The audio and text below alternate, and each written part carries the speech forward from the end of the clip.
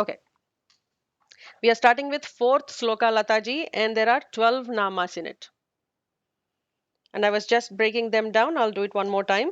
So just so it's also recorded. Sarvaha, Sharvaha, Sivaha, Sthanuhu, Bhutadihi, Nidihi, Avyayaha, Sambhavaha, Bhavanaha, Bharta, Prabhavaha, Prabhurishwaraha. And this one is Thank you. Ashwini Padam. Go ahead, The Shah. last two, Prabhu and Ishwaraha, are they separate or are they one? So in this particular case, they are combined together according to Shankaracharya's Bhashyam. So I'm actually making sure look that up because Ishwara Namam appears multiple times in Vishnu Sahasranamam. The way I was taught, it is sorry, there's a lot of noise. I'm going to mute everybody.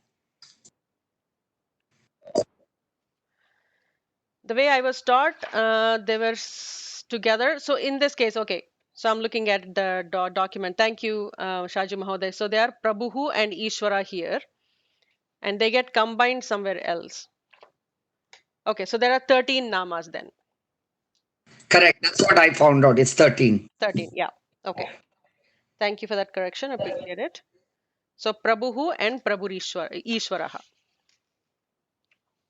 I've been taught that to be combined together. So I should, because we are following this Bhashyam, I'll make sure that I'm doing this. I'll go through this first before I say it. Thank you. So now we'll chant this together with all the first two lines together and the first line full and the second line full. And then we'll go into the meanings.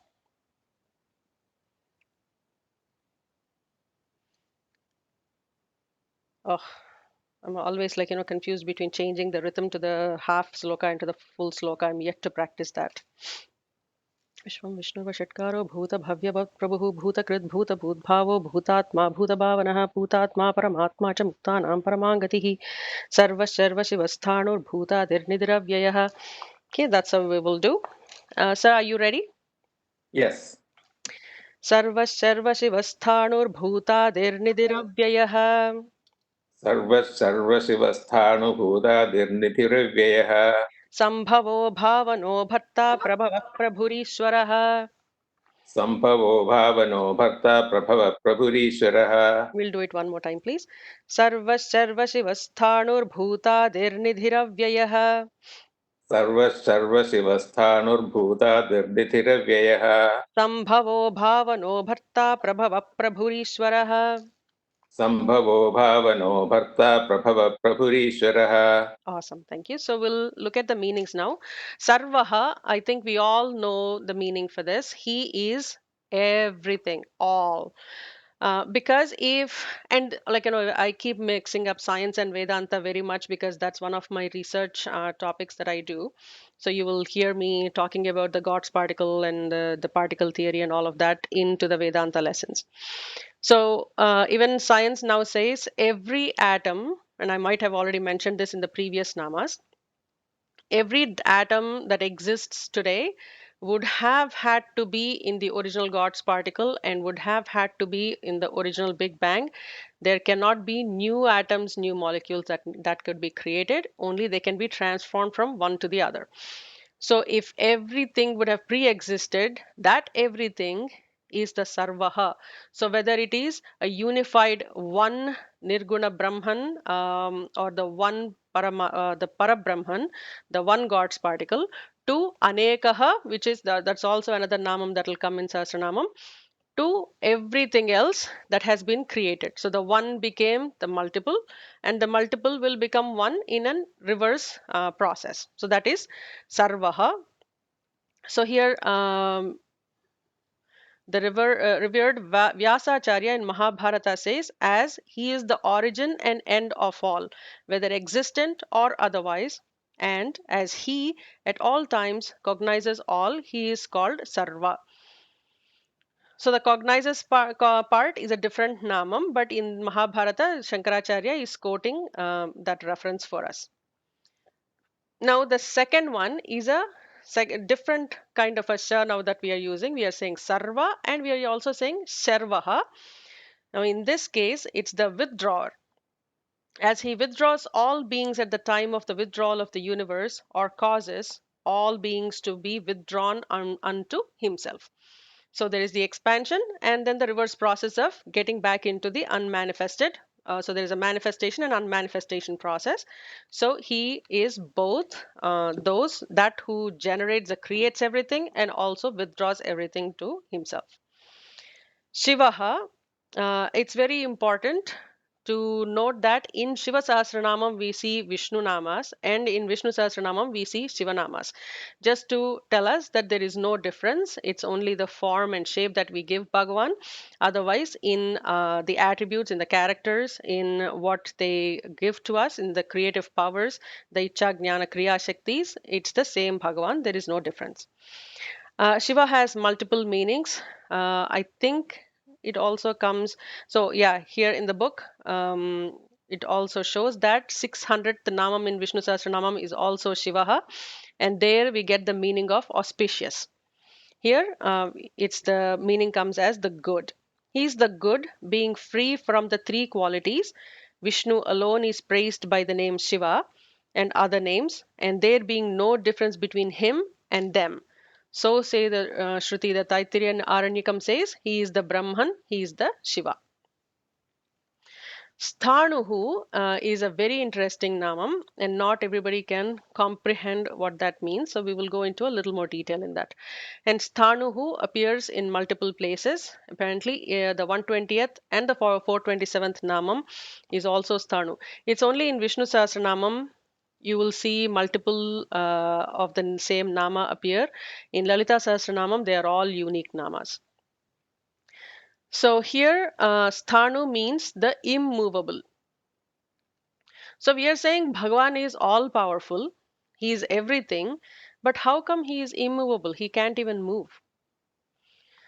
So to understand this concept, if he is all pervading, there is no other space left for him to move into. It's almost like when water flows, we say, okay, there is enough water that's filled, there are molecules that fill a particular space, but in between molecules there is more space depending on like whether it is a solid or a liquid or a gas. But here we are talking about akasha. Akasha is not the blue sky. I think I mentioned this in one of the previous classes too. It's not the blue sky, it's the ether, the space. There is no way there cannot be cannot be space somewhere that the space has to move from A to B. Space is all existent everywhere, all pervading, like we have seen the namam Vishnuhu.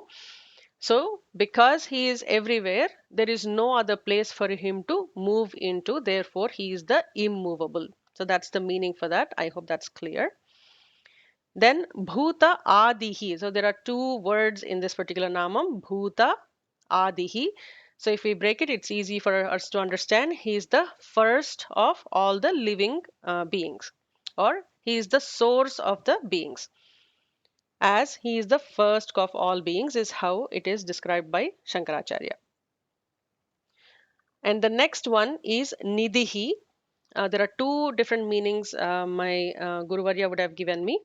The first one is the resting place. So in the Pralaya Kalam, when everything gets back into the unmanifested position, then the whole universe is now resting in this place, in this Nidhi, that is Bhagavan. The other one, he is a treasure. And as we know, that is more of a materialistic or more of a practical approach to that namam. But there is also the other connotation to it. So here it's also explained that acharyas like Shankara make 30 and 31 one name. So they in Vishnu Sahasranamam there are some names that can be used together, like the one that we were talking about, that I was taught these two together and those two Prabhurishwaraha as together. So here it says acharyas like Shankara make 30 and 31 as one namam, the Avyayaha. Avyayaha is unchangeable. while we are talking about oh, matter and energy can be transformed, the atoms can be transformed from one to the other, there is the unchangeable component, which is what makes the universe or makes us to be aware of the universe. That itself is the awareness, the Satchidananda Parabrahman. So consciousness doesn't change. And I was trying to explain it through Mandukya Upanishad the other day in the forum. I don't recollect if it is in this forum or a different one. So it says, the Mandukya Upanishad says there is a gross body, there is a subtle body, there is the causal body, and beyond all of this is a fourth, and they call it the Turiya, the Atma. And that Atma is what makes us aware. And the way Mandukya Upanishad is in Gaudapadacharya, Shankaracharya's Guru's Guru, what we in Sri Vidya call Paramaguru, he explains through the dream state, the awakened state, and all of those states of our being. So, from our awakened state, where we are using our body and mind, to when we go to sleep, we are using mind, the body is at rest. And when we go into deep sleep, we are not even using our mind. But there is one thing that is constant among all of this, the awareness is still existent. Because, and the way Gaudapadacharya explains it, when one wakes up, he says, oh, I've had a fantastic sleep. I slept so well. So he asked the question, how did the person know that he slept really well if his mind and body both are at rest and not necessarily awake? But still, the body knows, or the awareness knows, the body and mind both got a lot of rest. So I won't go into a lot of detail on the Mandukya Karika, but that's the phenomenon of the unchangeable part of our existence, which is the real us. Body and mind are how they explain as they are the upanetram, the glasses. It's like no spectacles. While sleeping, we take off both of those glasses, put it on the side table, and fall asleep, get rest, and next day morning we wear them to become who we are. So, in that sense, he is the Avyaya. The next namam is Shambhuhu, oh, Sambhavaha, sorry. Shivasthanur Bhutadirinidiravayaha Sambhavaha. So that is again another word we generally use in our regional languages too. He is the source of the birth. He is the birth himself. And here it explains he is born in a suitable form by means of will. For the sake of firmly establishing dharma, I am born from age to age, is what Bhagavan says in Bhagavad Gita. Free from the misery of passing through the womb, I manifest myself through my own desire for destroying the wicked and protecting the good. I would call these two as two different namas. One is Sambhavaha versus Swayambhu. It is somebody who manifests himself and doesn't require additional, like, for a regular person who is going to be born, there is a mother and a father that are required.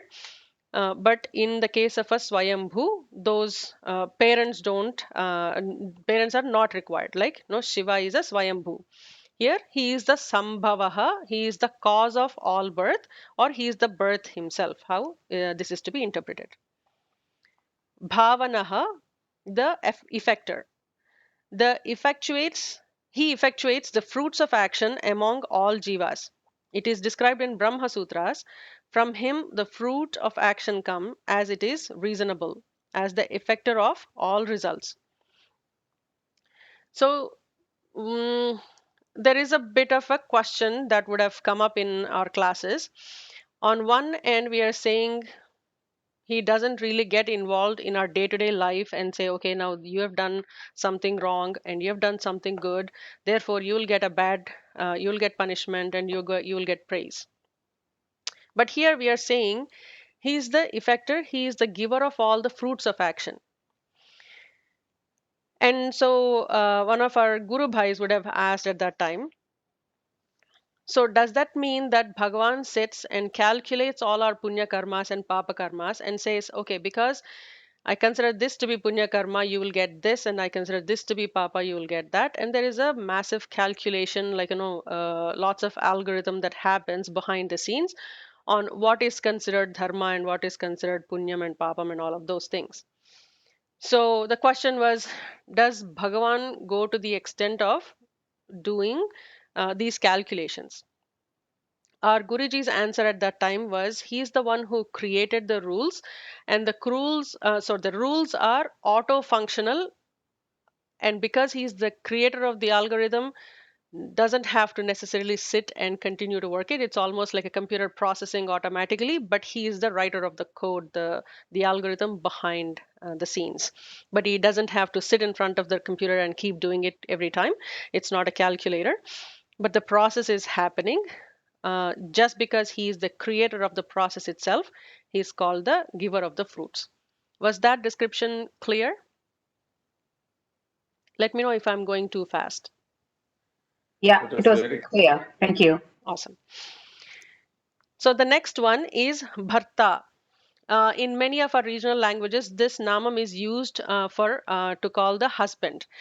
And you will now understand why that is so. He is the sustainer of the universe as its Lord. That is the bharta of the Paramatman. And the same concept applies to men. When they get married, they take on the role of, just like how we have heard these quotations, like, because Bhagavan couldn't be everywhere, he gave mothers. Similarly, because Bhagavan couldn't be everywhere from a sustenance standpoint, he has created this marriage institution and given the role of that sustenance to the husbands, is how my Guruji would have described it. And I find it very true, because you can imagine how much my husband has to sustain my existence of this much of studies and the craziness that I go through, and he is super supportive of that, just like for all of us. So that's the definition for bharta. Prabhavaha. Guruji, Go ahead. sorry, I have a question. Sure. Like when you said that Pavanoho, like he's the creator of rules and auto process everything. So whenever we have, so if this is an auto process, I don't know whether I'm making sense. If it's an auto process, so whatever deeds we do, like when we have like any issues or anything, it's basically karma, they say it, right? Right. But Correct. when we go and pray to God, like what happens? Like he can change it. So is there a way that that auto rule, that thing changes at that point of time? Do I make sense what I'm Yeah, asking? yeah, you are absolutely makes sense, and there is a whole theory and so much of debate about the law of karma and the law of will, and what's the purpose of will in the law of karma. If everything was predestined based on what I've done in the past, is there any purpose of changing something or going and praying to God? So the way it is explained, to the degree that I understand, and it is a very complicated subject, but my doubts were super cleared by my Guruji, so I will try to explain that in that same sense. You are earning some punya phalam by doing that puja or praying to God. And they always say there is 95% of what you are getting now is your own karma phalam.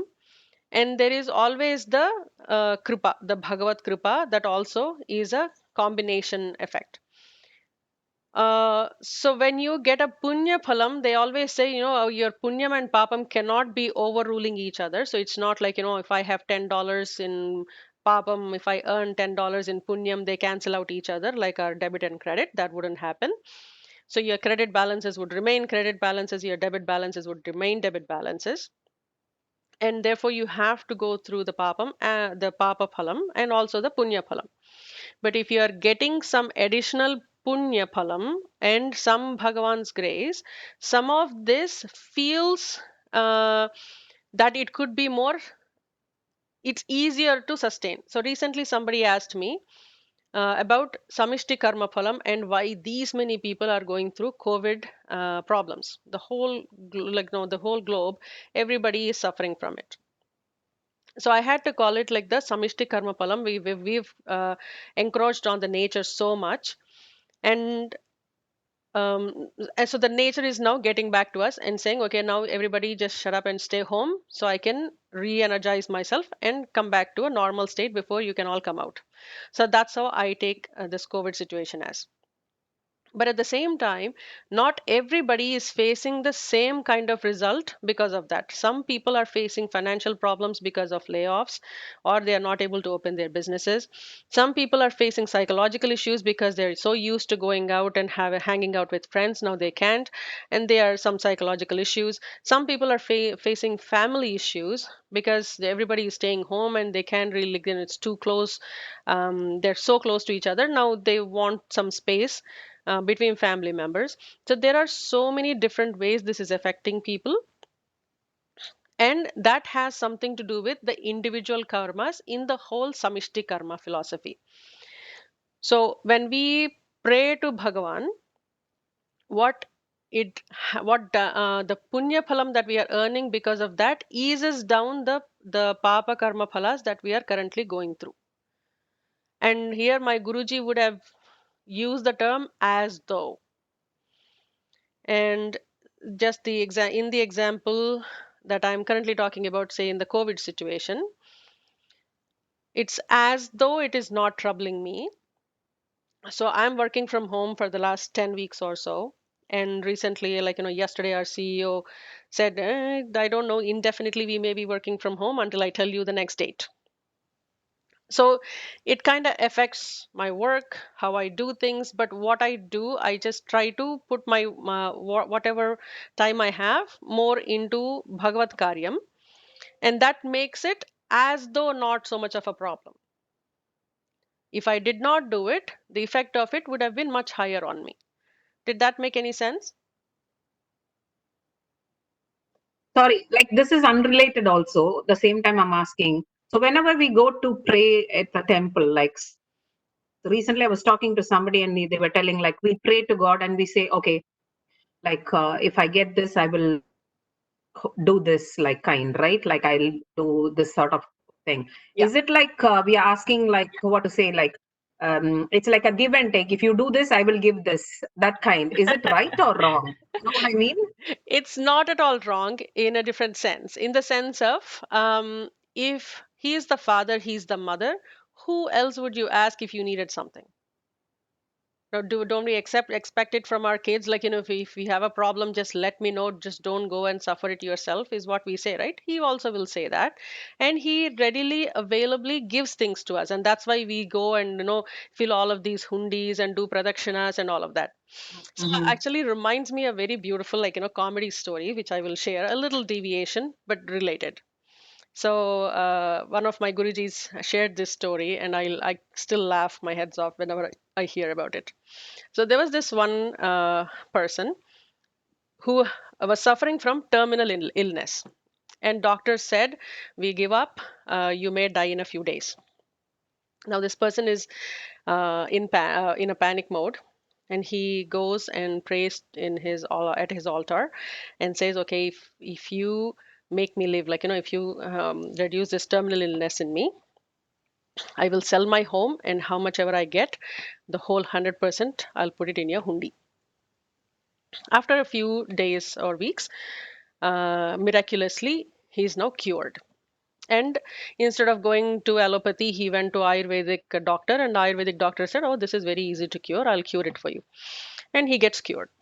Now this guy says, "Oh no, I did not know about Ayurveda. Otherwise, this was a very easy thing to have happened. But I've already committed a whole house worth of money in Bhagwan's hundi. What is my way out of this?" Then he comes up with an idea. He posts an ad that says, "I'm selling the house for $1, but you must buy my cat with it, and the cat costs $200,000." So it's a business deal where he can only put $1 because he only committed to what the sale proceeds from the house. So he needs to put only $1 in the hundi, but the $200,000 worth of cat would be sold, and he could keep that. So and he says it's like a business deal, right? You're just exchanging oh, if my business sustains, then I'll give you 10% of the share. Or if my daughter gets married, I'll give you this. I'll put something in the hundi.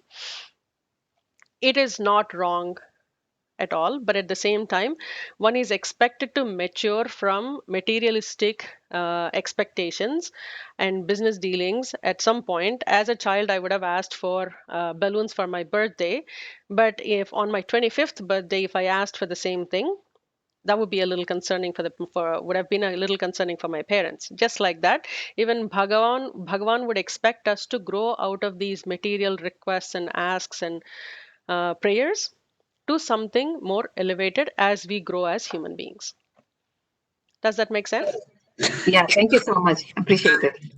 Sridevi, I wanted to ask you. I mean, I'm just going a little bit before what you said about the topic about the punya and karma. So I just wanted to know. So what you have analyzed as of now is that whatever we do, I mean, whatever we suffer or whatever we get in good deeds and all, is all we have to relate it to that, to a punya or to what the punya or what the karma, what we are doing. Is that what it is? It is absolutely, that's what it is. So it's almost like it's explained as if you send a sound wave, it has to bounce off, it has to hit a wall at some point and it has to bounce back. Almost like, what we used to learn in our secondary school physics. If there is a wave, it goes somewhere, it cannot be eternally going anywhere else. It has to come back to you, isn't it? So everything that we are saying, we are like, the actions, the words, the deeds, everything, our thoughts, including our thoughts, all of those are being sent out and they will come back to us. Whether it is this moment, which is called the Drishtaphalam, and whether it is going to be an year later or 10 years later or in the next birth, it is called the Adrishtaphalam. So all this was being accumulated in our previous janma. Is that what you're saying? Could be previous janmas, could be in these janmas. If we are all sitting and studying Vishnu Sahasranamam today, there could have been so many janmas worth of punya phalam to be able to sit here and be doing this instead of watching a movie or stepping out despite the rules of not going out. We could have So done so many things, but there are so many punya phalas in our sanchita karma and all the karma phalam that we are going through even today, even this moment. okay, so that makes sense that when people say, oh, then when they're suffering for a long time, oh, this is because of my punya bala. Okay. Yeah. Thank you. So, in order to explain the drishtam and adrishtam, for example, so currently we are studying Vishnu Sahasranamam, and we are learning how to chant slokas. So, the drishta phalam is we understand these meanings and the chanting rules and things like that. So, there is an intellectual result that is coming out of this. But at the same time, there is also a complete, subtle body cleansing that is also happening as we are understanding the universe, the creator, and who we are. So, this does some subtle body cleansing that is unknown to us. And what that cleansing does, when things are purer in our head, there are more things, and when we are studying some other things, it's much easier for us to grasp those concepts. And that's how, I think we talked about an example in the past where there is a basket full of coal, but it's a basket that is cane basket that has holes in it.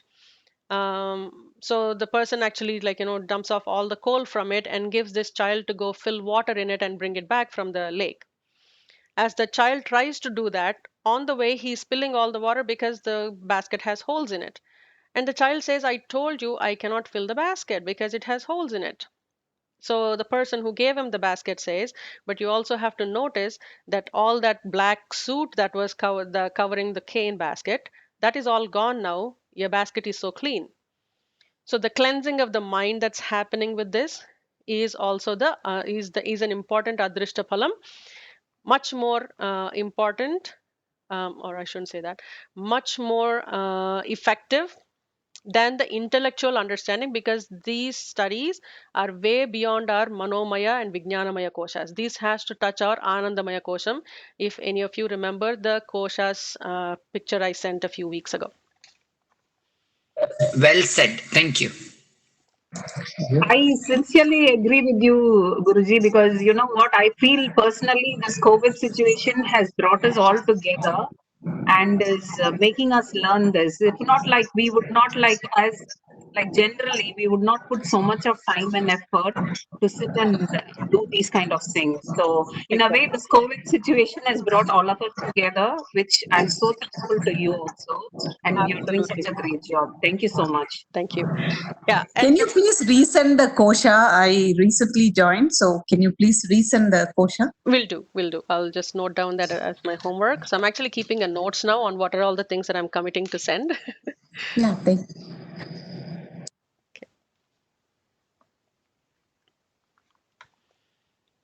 Okay, so I'll have to watch the time. So 9:38, we've got 7 minutes. So we'll cover the next few namas if we can move, or I don't even mind answering questions as long as I am not at all in a hurry when I'm studying these. I probably would just ponder on one nama for a whole day or a whole week and just focus on it.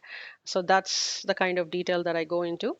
So there is no rush. If you have questions, please I, ask.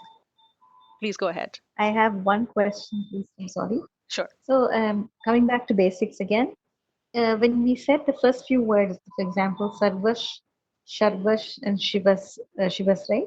Mm-hmm. The second word starts with a sh sound, isn't it? So, does the Sure. previous word end with a sa or a sh? So sarvaha, it ends with a ha, like the visarga ha, Ah, right? ah, So there is a visarga sandhi rule. So it's called the visarga sandhi. That's how it's named in okay. Sanskritam. So in that, if visarga is followed by a sibilant, which actually is sa, sha, sha, ha, if one Okay. of these are right after the visarga, then instead of the Ah. visarga, there will be a s kind of sound. So, it is Sarvas, Sharvash. Yeah, that's the reason why it will become sarvas, sharvas, shivas. Tanu, like all the Okay, four the names. next is also is only. Okay, got Yeah. it. Ah. So there will be two S when you're combining them all together. So it was almost written in English as SARVAS, SAR, again, like, S with a, in IAST Okay. format, like with a accent agu on the top. So Shivaha, and then with a Sharva, RVAS, then it'll start as SHIVA. Does it make sense? Sridevi, I just wanted to know which one. So we stop at that. That sarvaha, you're saying is H-A, and sharvaha is also ha, sharvaha.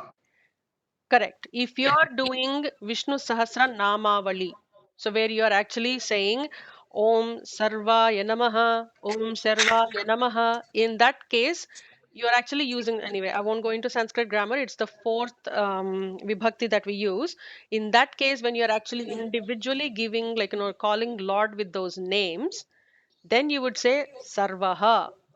Sharvaha. But when you're combining them in a sloka format, because of the following subsequent nama, how the visarga is pronounced will change because of the visarga sandhi. Okay. And then the shivaha also will be there. So it will be again shivaha. It would have been shivaha if it's not part of the whole sloka. Yeah. Okay. Okay. Thank you. Guruji, can you repeat it once again, the whole nama, the fourth one? Sthanuhu. The whole thing, like by yourself. Okay. Sarva Sharva Shivasthanur Bhuta Dhirnidiravyayah. Is that what you mean? Yes, Guruji, the full thing completely. You don't mind. The whole sloka? Yoga, thank you. Okay. सर्व सर्व शिवस्थाणुर्भूतादिर्निधिरव्ययः संभवो भावनो भर्ता प्रभवः प्रभुरीश्वरः. Yes, thank you so much. No worries. I'll also So record it. again, I'm sorry. And when Again, this is coming, the doubt that I'm getting is the fourth word is Thanur, correct? It's just STH, whatever. If I take put it in English. Correct. It is STHANU and with a Correct. visarga at the But end. Thanuhu. so my question is, whereas the second and the third words more like a sh, whereas the first and the thing is sir, starting with a sir, does the ending of each word change as Correct. censure Correct. depending on? Okay, Correct. that's what it's asking. Yeah. Yeah. So the ending would be always like this kind of sound, not sh kind of sound. And Sridevi, that is a Prabha Vahi. It is it. What is it that? How Bharta, Prabha, then again you split over there. Prabhava Prabhurishwaraha. Prabhavaha. Okay, Prabhavaha. And Prabhu Ishwara. Yeah, Prabhurishwaraha is one namam. So it is you are a Prabhu. Is it there? Correct. Prabhavaha, Yeah. Prabhu Ishwara. Yeah. Again, it is like Prabhuhu Ishwaraha. So if you do a Prabhuhu plus Ishwaraha, that Visarga, because of the like the vowel, right, following it, it now has a Repa Visarga Sandhi is what we call it. So it will insert a R kind of a sound in between. So therefore, Ishwaraha has become Rishwaraha. Prabhu Rishwaraha. So Prabhu Ishwara. Yeah.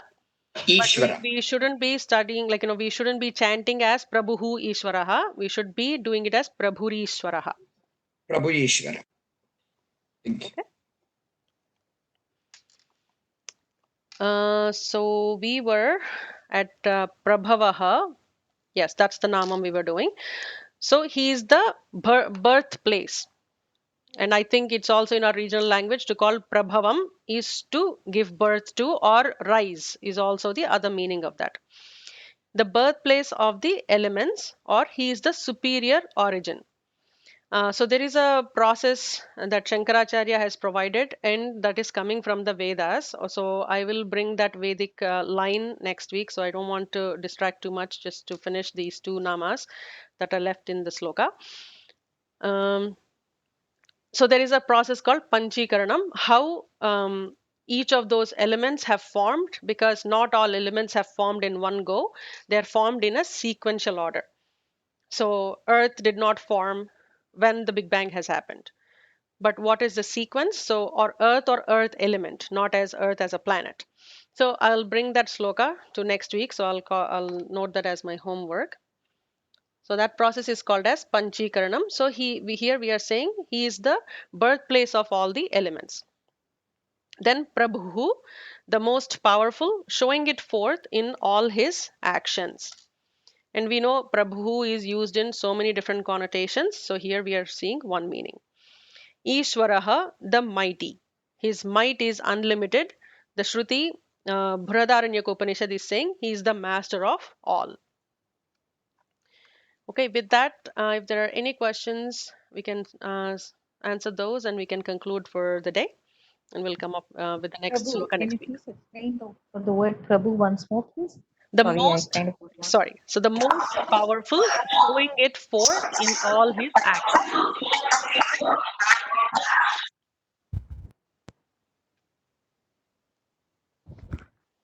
Did you get that?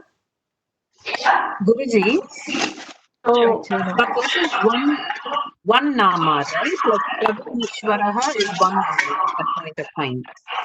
So I have been taught that as to be one nama, but in Shankara Bhashyam, it is given as different namas. So you can take it either way. Thank